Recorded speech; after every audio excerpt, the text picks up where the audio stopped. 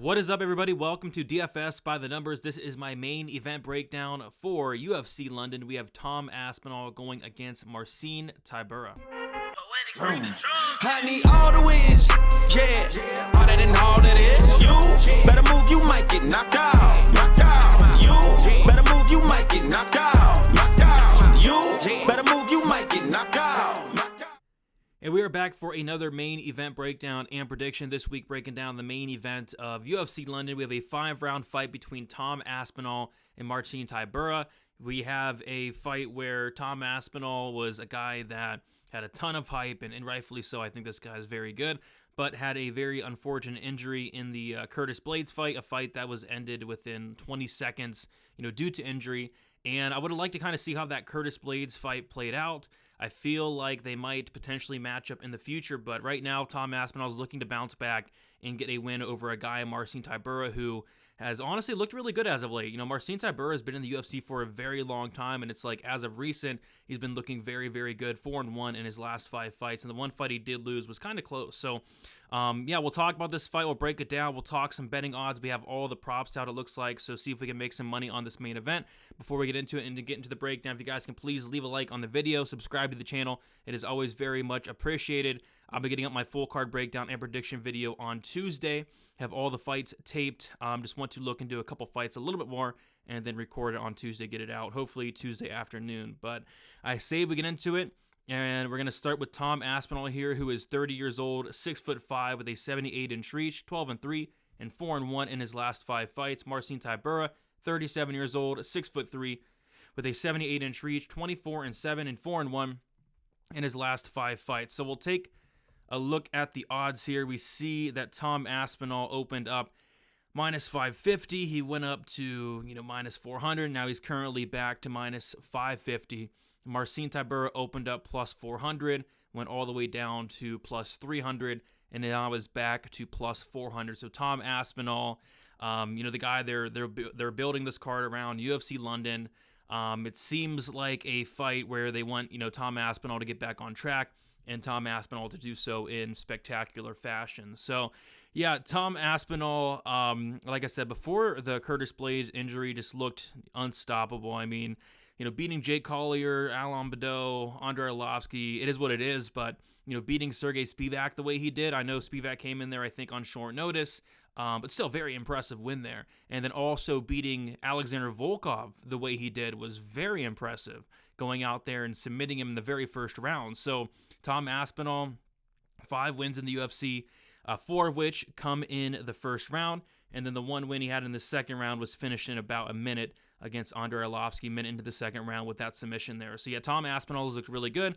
Obviously the setback against Curtis Blaydes, but I think they're giving him the right opponent here to come back to in Marcin Tybura. Marcin Tybura is a guy that, like I said, he's looked good as of late. Wins against Blagoy Ivanov, it is what it is. Alexander Romanov, good win there.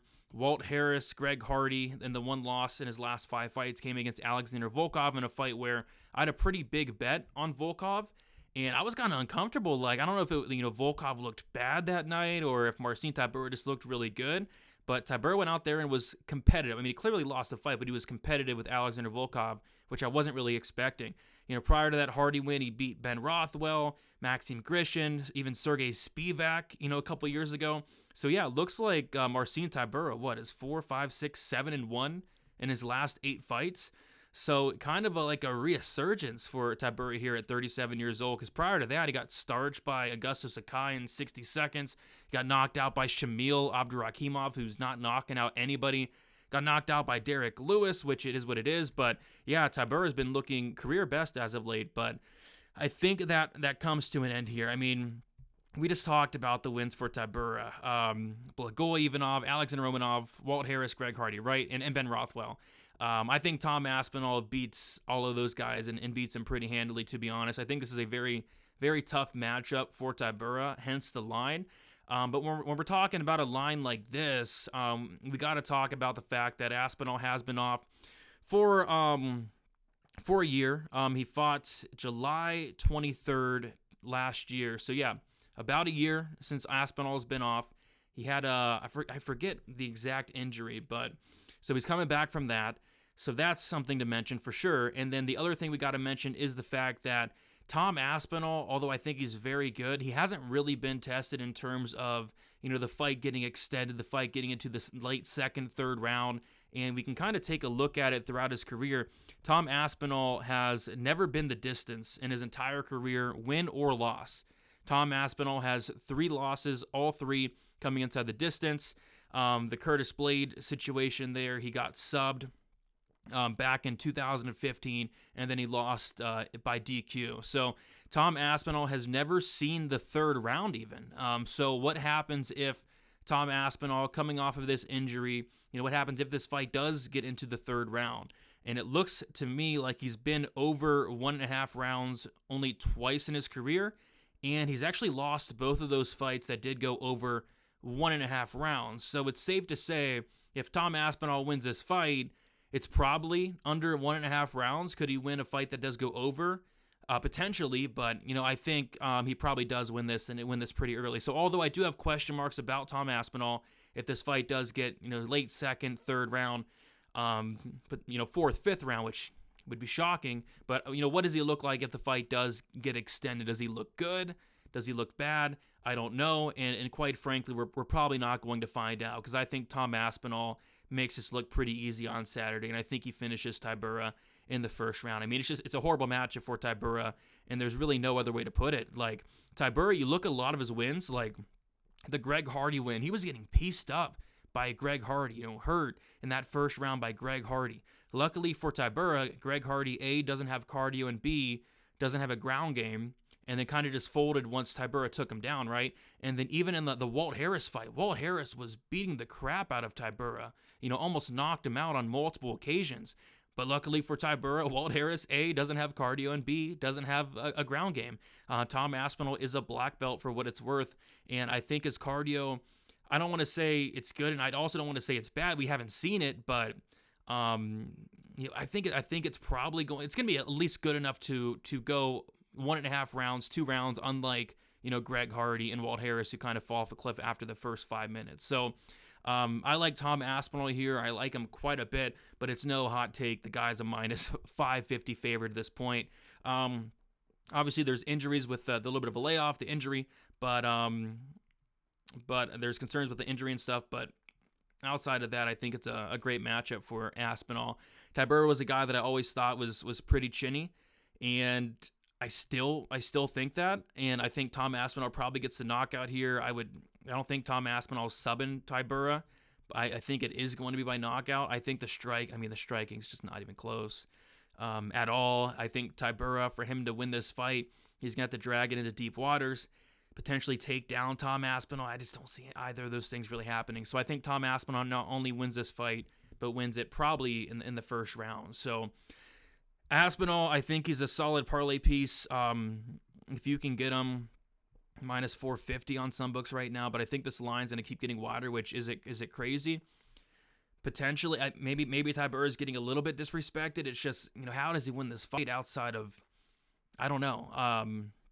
It'd be, Tybura is always a guy that is counted out. He's a dog a lot of times, but him beating Aspinall would kind of surprise me in this fight. So I think Aspinall gets it done, first round finish. Tom Aspinall, probably a solid parlay piece as of now, but I think the line might keep moving at that point.